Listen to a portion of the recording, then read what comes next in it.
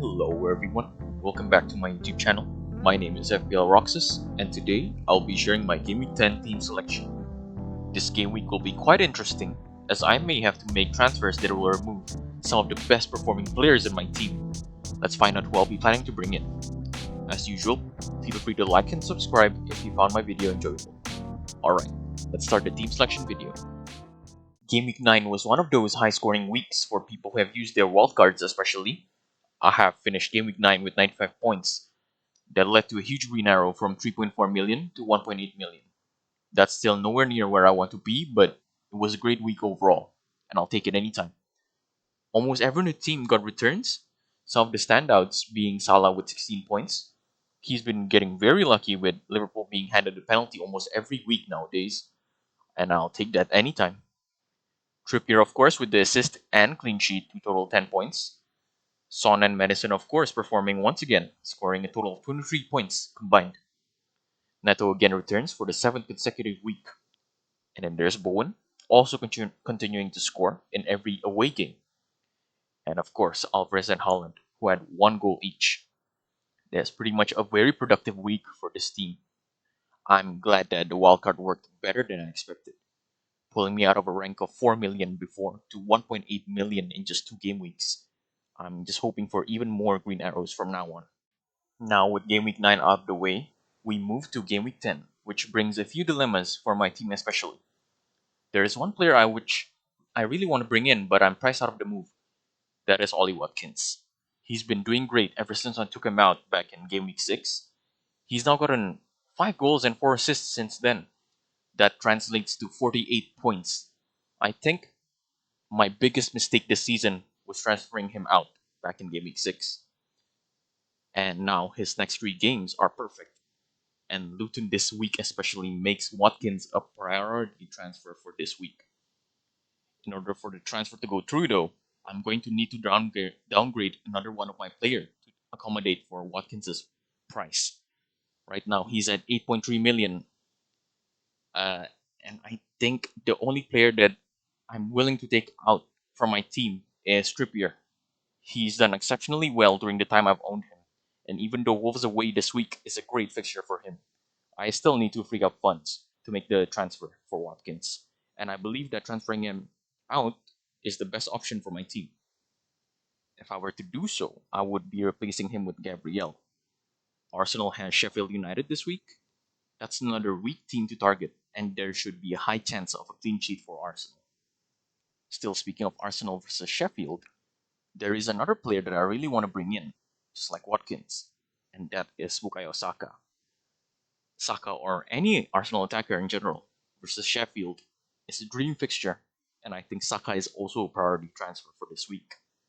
However, if I want to make all of these moves, I'm going to have to make a -4, as I'll have to use 3 transfers to bring them all in.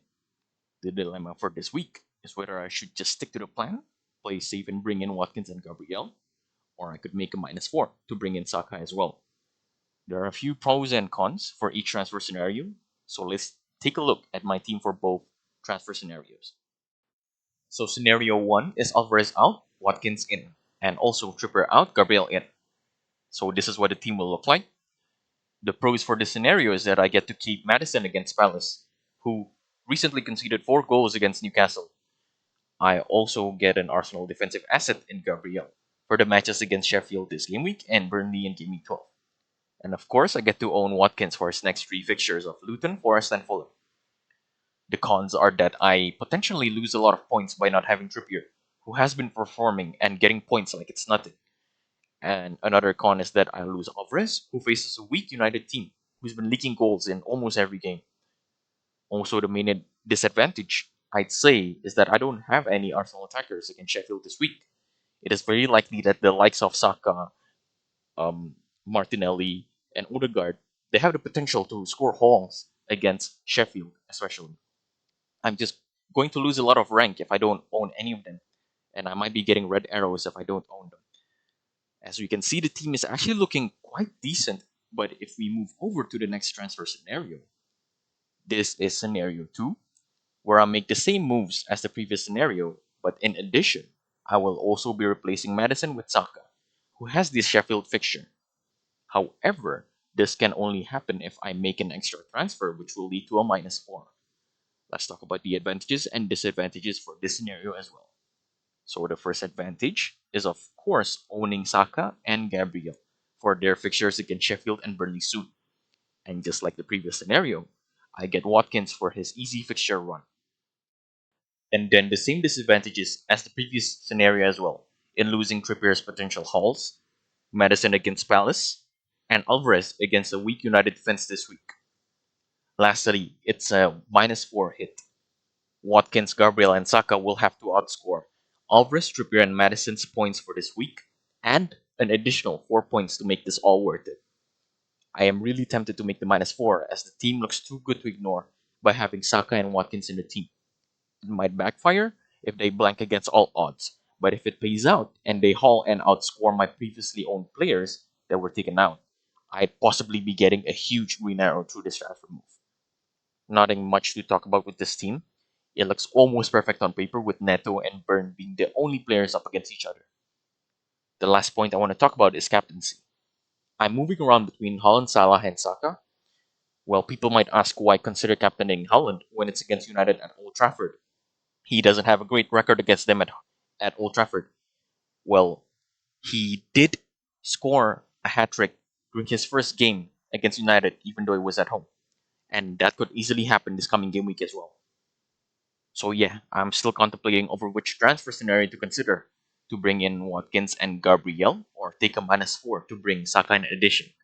Currently, I'm leaning towards the second scenario, which is a -4 to bring Saka as well.